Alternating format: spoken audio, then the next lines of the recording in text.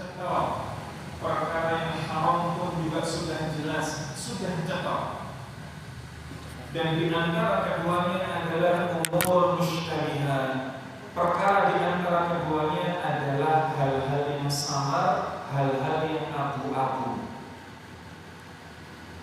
La ya'lamuhunna katsirun minan nas, yakni perkara yang tidak diketahui oleh kebanyakan orang. Faman ittaqa syubhat faqad istabra'a li dinihi wa 'irdihi.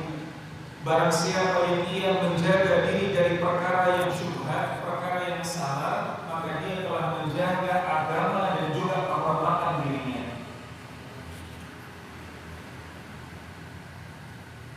Kama yar'a hawla al-hima yushiku an yarta'a fihi. Seperti seseorang yang ia menggembalakan gembalaannya dekat dengan daerah terlarang, maka ia akan sangat besar kemungkinan terperosok pada daerah terlarang tersebut. Wa inna likulli malikin hima ala wa inna himallahi maharimuh. Ketahuilah bahwa setiap raja itu pasti punya daerah terlarang, dan daerah terlarangnya Allah adalah hal-hal yang diharamkan. Maka sebagaimana kita ketahui, kalau di sana ada daerah terlarang, mendekatinya pun terlarang, apalagi masuk. Maka kalau kemudian Allah ini daerah terlarangnya adalah perkara-perkara yang Allah haramkan, berarti mendekat pada perkara yang haram, alias ada dalam perkara-perkara syubhat adalah sesuatu yang terlarang pula. Ala wa innal jasadi mudghah idza salahat saluhal jasadu kulluh wa idza fasadat fasadal jasadu kulluh ala wa hiyal qalb. Ketahuilah dalam jasad kita ada satu gumpalan. Ketika gumpalan itu baik, maka baiklah seluruh jasad, dan ketika gumpalan itu buruk, maka buruklah seluruh jasad. Dan gumpalan itu adalah hati. Bapak-bapak dan ibu-ibu sekalian, ayahanda dan ibunda yang mencintai sunnah dan dicintai oleh Allah Azza wa Jalla. Sebelum kita masuk pada fikih hadis atau kandungan yang tercantum dalam hadis ini, maka kita bahas dulu sahabat Nu'man ibnu Bashir. Sahabat Nu'man ibnu Bashir ini sahabat yang tidak banyak meriwayatkan hadis, tetapi hadis yang diriwayatkan adalah hadis yang sahih. Jumlah periwayatannya tidak sebanyak Abu Hurairah, jumlah periwayatannya tidak sebanyak Ibnu Abbas, tidak sebanyak Ibnu Umar, tetapi yang diriwayatkan adalah hadis-hadis sahih semuanya. Nama lengkap beliau Abu Abdullah Nu'man ibnu Bashir Al-Ansari Al-Khazraji. Dari namanya kita tahu bahwa beliau adalah orang-orang Ansar, berarti bukan dari kalangan Muhajirin. Al-Khazraji, dari suku Khazraj. Dulu bapak-bapak dan ibu-ibu sekalian, di Madinah ini ada dua suku yang terbesar, suku Aus, suku Khazraj. Ini dua suku yang terbesar, namun sayangnya dua suku ini terlibat peperangan selama ratusan tahun. Suku Aus ini padu terus dengan suku Khazraj. Sebaliknya juga suku Khazraj ini padu terus dengan suku Aus ratusan tahun. Lalu bagaimana kok bisa akurnya dengan wasilah Nabi Muhammad SAW dengan Islam? Ketika Bai'atul Aqabah, sebelum Nabi SAW hijrah ke Madinah, ada sebagian orang-orang di Madinah yang sudah datang menemui Nabi dari suku Aus. Lalu kemudian iman, baiat kepada Nabi, pulang mendakwahkan Islam di Madinah sebelum Nabi datang. Ketika Nabi kemudian datang ke sana, maka kota Madinah sudah kondusif. Nah, menariknya sahabat Nu'man ibnu Bashir ini sahabat yang tatkala Nabi SAW meninggal, umurnya belum lebih dari 8 tahun. Bahkan sejarah mencatat Nu'man ibnu Bashir adalah bayi pertama yang lahir dari suku Ansar. Bayi pertama yang lahir dari orang-orang Ansar setelah Nabi hijrah. Makanya ketika Nabi Shallallahu Alaihi Wasallam wafat, Nu'man ibnu Bashir ini masih berusia muda. Loh, kalau usia muda, lalu bagaimana beliau meriwayatkan hadis ini? Maka ada silang pendapat di kalangan para ulama. Dan pendapat yang paling kuat, Nu'man ibnu Bashir ini dahulu ketika masih muda ngikutin Nabi, lalu mendengar Nabi menyampaikan hadis ini dan tidak langsung beliau sampaikan. Kapan beliau sampaikan? Ketika beliau sudah baligh. Jadi ketika Nu'man ibnu Bashir sudah dewasa, baru beliau menyampaikan sami'tu Rasulullah sallallahu alaihi wasallam yaqul, aku pernah mendengar Nabi sallallahu alaihi wasallam bersabda. Lalu disebutkan hadis ini, innal halala bayyinun wa innal harama bayyinun wa bainahuma umurun mushtabihat, dan di antara keduanya ada perkara yang sama. Ini menunjukkan bahwa apa? Bahwa seseorang itu menuntut ilmu sejak kecil, walaupun kemudian dia menyampaikan ilmunya ketika sudah dewasa. Baik. Ikhwatal iman, ahbakumullah. Para jamaah sekalian, bapak-bapak dan ibu-ibu, ayahanda dan ibunda yang mencintai sunnah dan dicintai oleh Allah Azza wa Jalla. Beberapa pertemuan yang lalu kita pernah menyampaikan bahwa di hadis arba'in ini ada pembagian yang menarik oleh para ulama. Di antaranya yang disebutkan dan dibagikan oleh Imam Ahmad bin Hanbal. Ada 3 hadis yang termasuk hadis utama, hadis yang melatar belakangi dari perkara-perkara penting di dalam agama ini. Yang pertama, hadis innamal a'malu binniyat. Hadis pertama dalam Arba'in An-Nawawi. Yang kedua, hadis Aisyah. Hadis yang menjelaskan tentang bahwa segala sesuatu yang tidak ada contohnya dari Nabi terlarang. Dan yang ketiga adalah hadis Nu'man ibnu Bashir.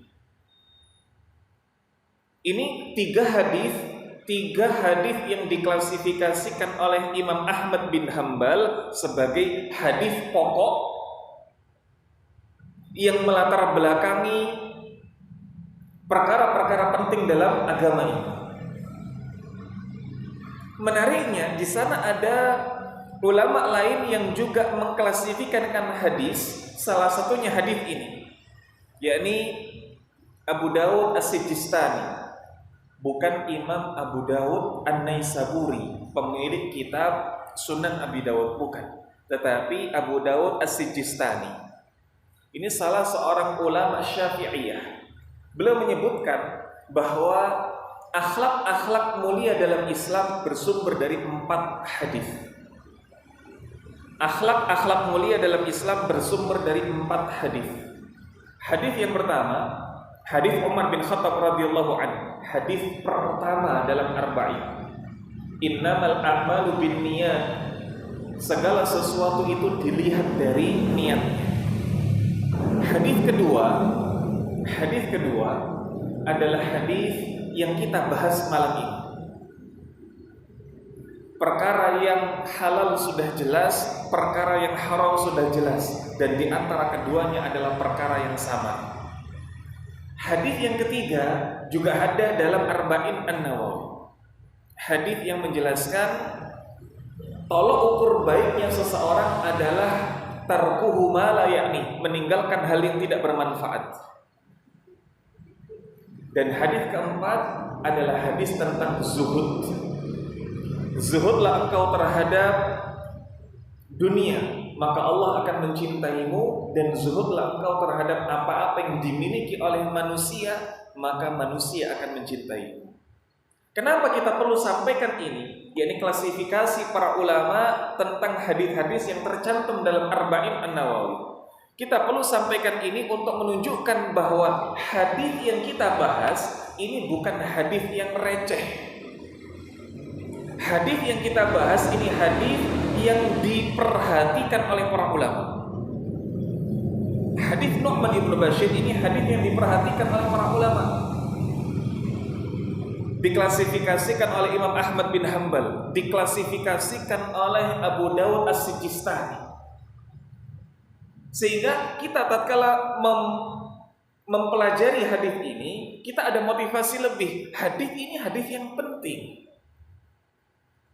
Termasuk 3 sumber utama dalam beragama, kata Imam Ahmad bin Hanbal. Termasuk dari 4 hadis sumber akhlak mulia menurut Imam Abu Dawud.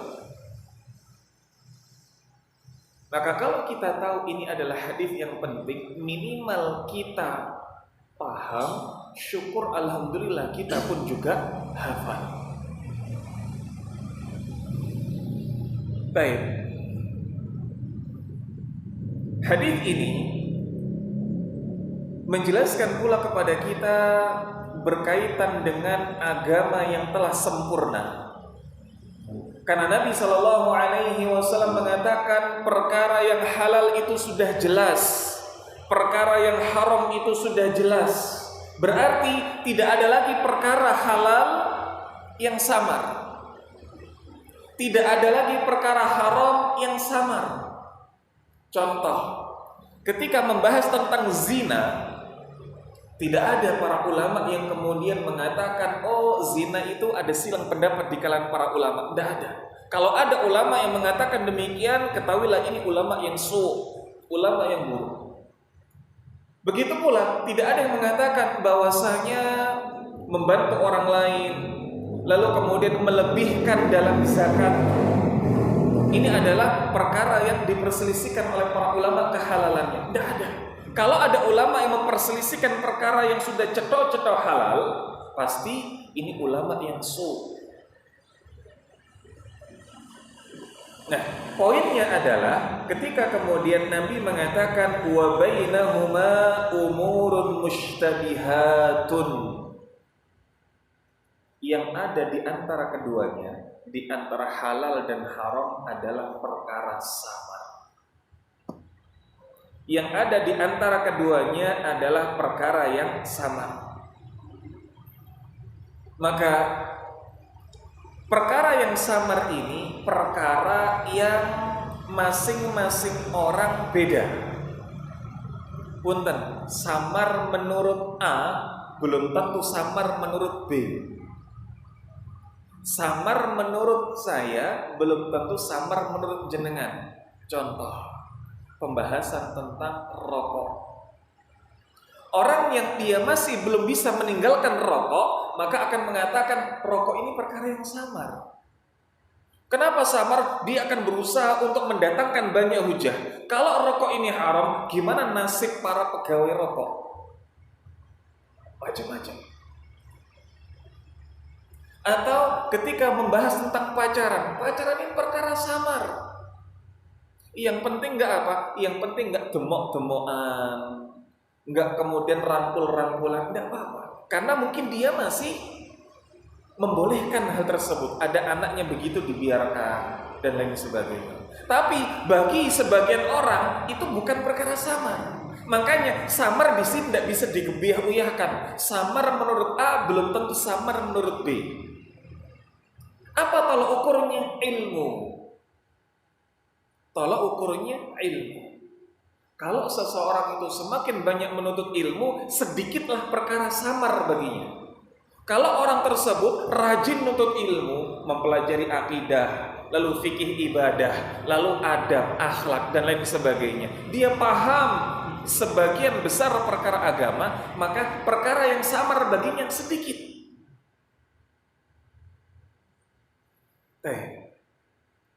Bapak-bapak dan ibu-ibu sekalian, ayahanda dan ibunda yang mencintai sunnah dan dicintai oleh Allah Azza wa Jalla.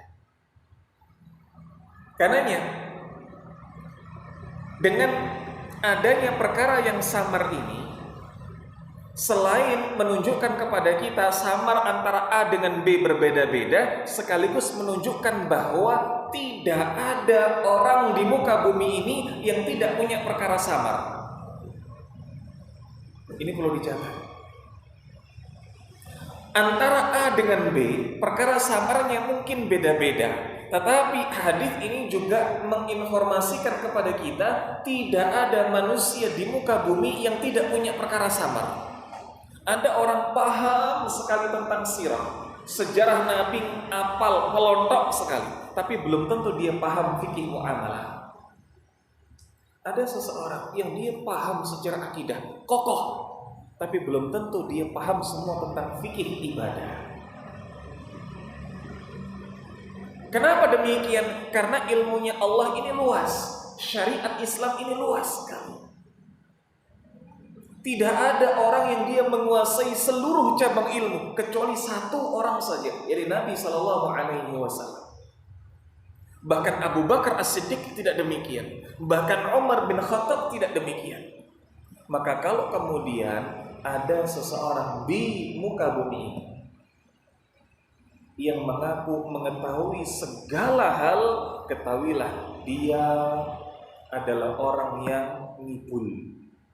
Bahasa Jawanya gedabrus. Karena tidak ada yang tahu semua hal kecuali Nabi Shallallahu Alaihi Wasallam. Baik, bapak-bapak dan ibu-ibu sekalian, ayahanda dan ibunda yang mencintai sunnah dan dicintai oleh Allah Azza wa Jalla. Imam Ibn Rajab Al-Hambali rahimahullah, ketika beliau mencontohkan perkara yang halal, ini berarti perkara yang di sana mubah atau wajib. Mubah atau wajib. Seperti apa? Seperti makan, minum, salat dan lain sebagainya. Adapun perkara haram yang dicontohkan oleh Ibnu Rajab Al-Hambali adalah perkara yang apa? Perkara yang jelas keharamannya. Adapun makruh ini termasuk ke dalam perkara syubhat yang digolongkan oleh Ibnu Rajab Al-Hambali rahimahullah. Kenapa? Karena makruh itu pun ada dua. Ada makruh litanzih, ada makruh litahrim. Ada makruh yang dia memang berefek pada hal yang haram, ada makruh yang dibenci saja tapi tidak sampai haram. Baik. Adapun perkara samar, perkara syubhat, ada contoh menarik yang disebutkan oleh Ibnu Rajab, yakni bai'ul 'ainah, jual beli 'ainah. Jual beli 'ainah. Apa itu jual beli 'ainah? Jual beli 'ainah ini jual beli, tapi sebetulnya dia adalah pinjam meminjam yang direkayasa. Jual beli bajunya saja, isinya jual atau pinjam meminjam yang direkayasa. Contoh, ada seseorang yang dia punya duit 500.000, tapi dengan duit 500.000 itu dia butuh 10 juta. Gimana caranya? Maka dia kemudian datang ke showroom motor misalkan. Ada sekarang tanpa DP bisa bawa motor. Leres lagi, tanpa DP bisa bawa motor. Lah, maka dia gunakan duit 500.000 itu. Tanpa DP saja bisa, apalagi dengan 500.000. Maka dia ajukan kredit ke showroom. Saya DP 500.000, saya motor A misalnya. Pulanglah dia membawa motor A. Tapi kemudian keesok harinya dia datang lagi ke dealer tersebut. Bahkan dia temui pemilik dealernya. Pak, kemarin saya ambil motor A ini. Saya kredit, katakanlah 15 tahun. Kalau di total mungkin 15 juta atau 20 juta. Nah, saya sekarang mau lobby sama Bapak. Motor ini saya jual lagi sama Bapak 10 juta cash. Saya kemarin ngambilnya 500.000 kredit, jangka waktu mungkin 15 tahun, kalau di total mungkin harus bayar 15 juta. Ini saya datang lagi, saya serahkan ke Bapak, saya jual ke Bapak 10 juta cash. Loh, benar? Iya, tapi tetap bayar cicilan, tetap. Maka pemilik showroom akhirnya mengatakan, ya wis, sini, tak bawa motornya, nih tak kasih cash. Ini namanya jual beli ainah. Bajunya saja jual beli, tapi isinya dia seperti pinjam meminjam direkayasa.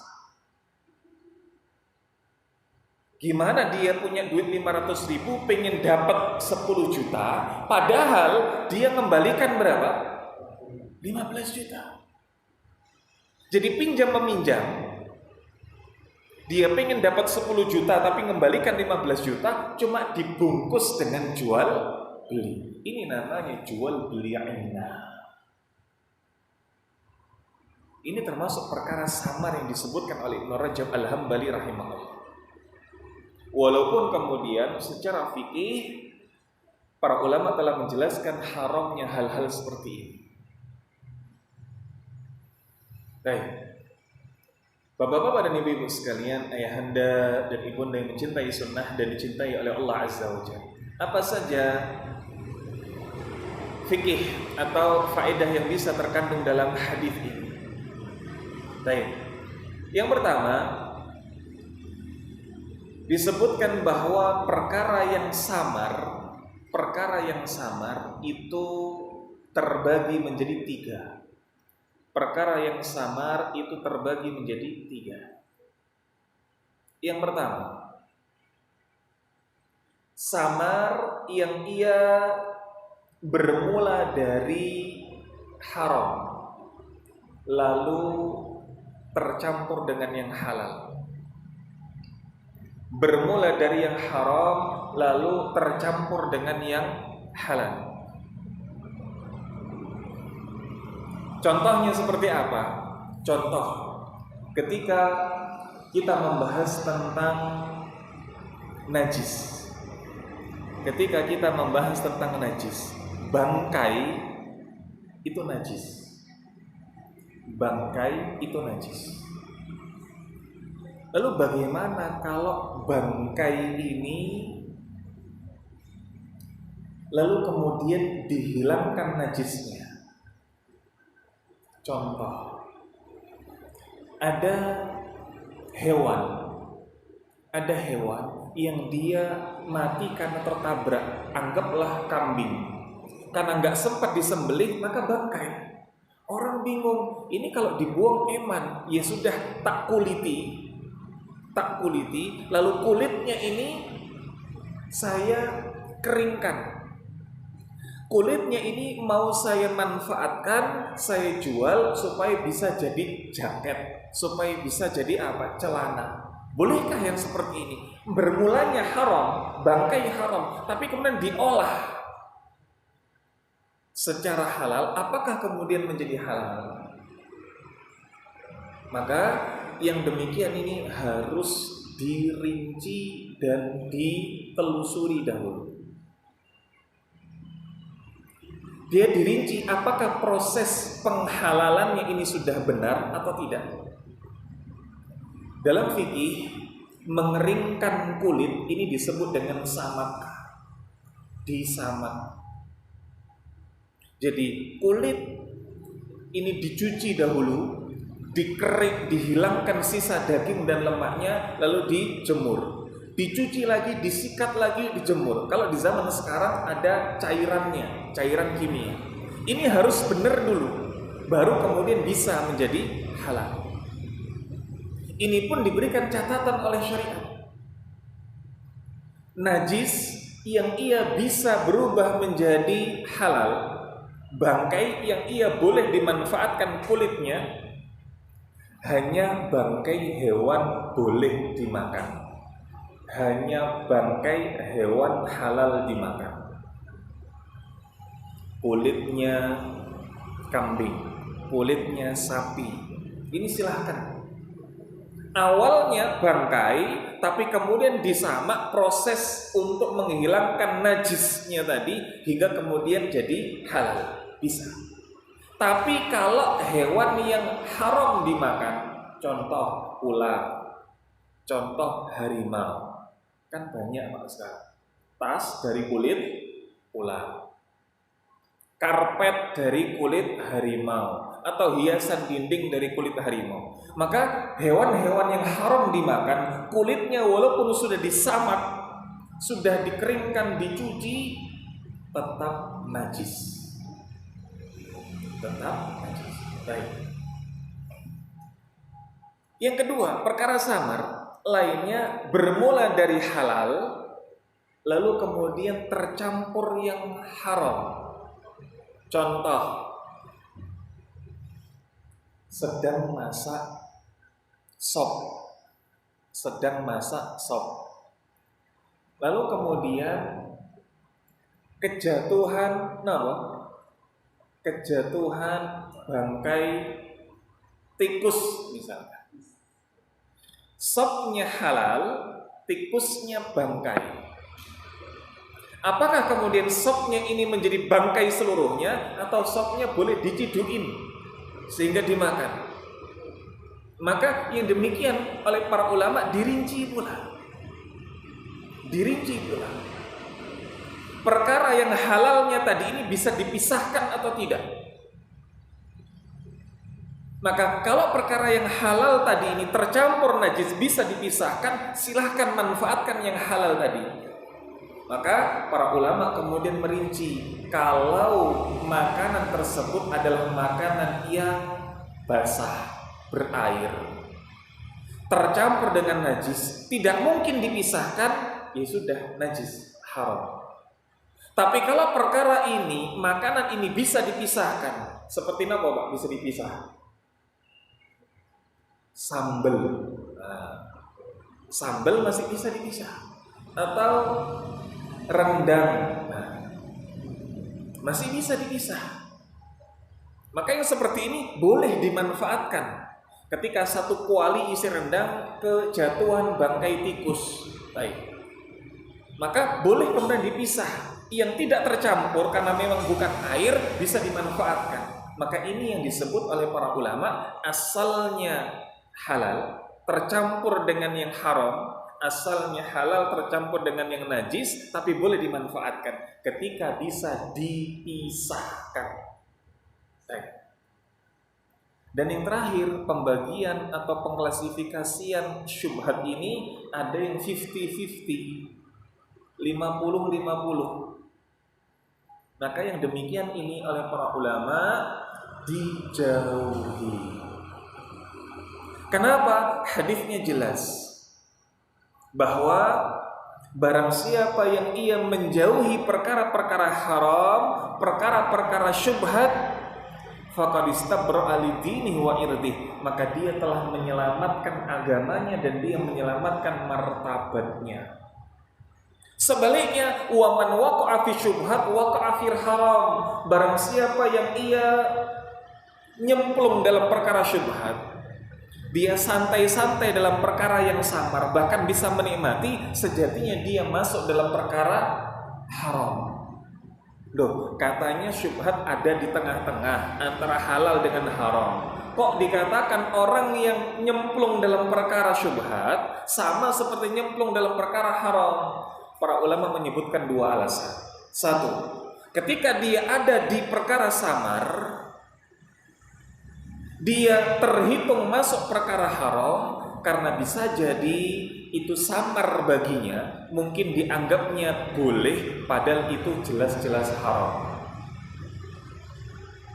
Contoh seperti tadi, jual beli inah. Orang menganggap ini samar kok, sudah tidak apa-apa. Tapi orang yang paham fikih, ini sudah haram, tidak boleh. Maka orang yang dia tenggelam, nyemplung, leha-leha dalam perkara syubhat, sama seperti dia masuk dalam perkara haram, karena ada dalam perkara syubhat itu menurut orang masih syubhat, tetapi dia sejatinya sudah haram. Ini alasan pertama mengapa orang yang dia tenggelam, nyemplung, leha-leha dalam perkara syubhat sama seperti orang yang melakukan perkara haram. Alasan kedua dikatakan oleh para ulama bahwa perkara samar itu baginya saat ini, tapi lambat laun ia akan masuk dalam perkara-perkara yang haram. Kenapa? Orang kalau sudah ngeremehkan perkara yang samar, dia akan ngeremehkan pula pada perkara yang hitam. Contoh, kemaluan ini sesuatu yang terlarang. Maka kedua paha ini adalah perkara yang samar. Kalau diibaratkan kemaluan ini daerah terlarang, maka kedua paha ini yang mengelilingi daerah terlarang.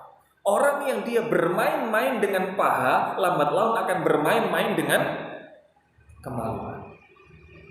Maka dikatakan orang yang dia nyemplung dalam perkara samar sama seperti nyemplung dalam perkara haram, karena dengan perkara samar yang dia ada di dalamnya, lambat laun dia akan menuju perkara yang haram.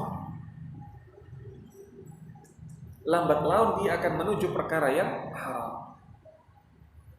Baik. Berikutnya, di antara faedah dari hadis ini bahwa pentingnya seseorang memiliki sifat hati-hati. Pentingnya seseorang memiliki sifat ihtiyatan atau taharruzan, hati-hati. Bagaimana cara simpel untuk berhati-hati terhadap perkara yang samar? Pilih yang paling berat konsekuensinya. Ini hati-hati. Contoh, ketika seseorang ini dia bingung, ini makruh atau haram ya. Hati-hatinya bagaimana, Pak? Pilih yang paling berat konsekuensinya. Makruh dengan haram, paling berat mana konsekuensinya, Pak? Haram. Maka dia memilih haram, inilah hati-hati. Sunnah atau wajib dia. Maka kalau dia bingung, kalau dia samar dengan hal-hal yang seperti itu, dia pilih yang paling berat konsekuensinya. Sunnah atau wajib? Wajib. Ini cara mudah untuk berhati-hati, dan kita semua diseru untuk memiliki rasa hati-hati. Baik. Termasuk faedah pula dari hadis ini, yakni berkaitan dengan mudghah, bahwa dalam jasad itu ada gumpalan daging. Kalau gumpalan daging ini baik, maka baik seluruhnya. Kalau gumpalan hati ini buruk, maka buruk seluruhnya. Para ulama mendefinisikan hati dan memberikan julukan hati sebagai malikul jawarih, rajanya anggota tubuh. Maka bersemangatlah kita untuk melakukan atau menjaga hati ini dalam perkara yang baik-baik terus. Bahkan termasuk celaan dalam syariat kita ketika terlalu fokus pada perkara yang sifatnya zahir.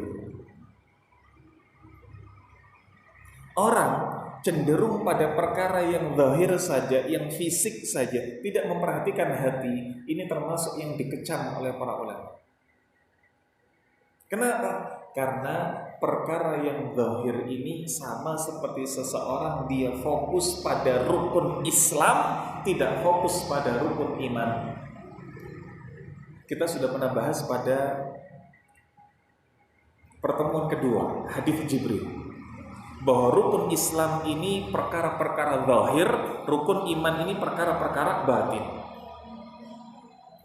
Seseorang yang dia terlalu fokus pada perkara-perkara zahir, rukun Islam, maka dia tidak akan fokus pada perkara-perkara batin. Padahal perkara batin inilah yang menaikkan derajatnya. Maka punten Ada di antara kita yang dia sergap sekali melakukan ketaatan zahir, puasa, sedekah, dan lain sebagainya, tapi lupa untuk menata hati, lupa untuk introspeksi diri, muhasabah. Benarkah yang ia lakukan sudah ikhlas? Ada riaknya atau tidak? Ketika mendengar orang lain merasakan sedih, ada musibah, sudahkah ia ikut sedih? Atau dia malah tepuk tangan, keplok-keplok, senang ketika orang lain merasakan sedih? Maka yang demikian ini termasuk perkara yang melalaikan. Terlalu fokus pada ibadah zahir, tidak pada ibadah batin. Ini perkara yang melalaikan. Nah, wallahu a'lam bishawab.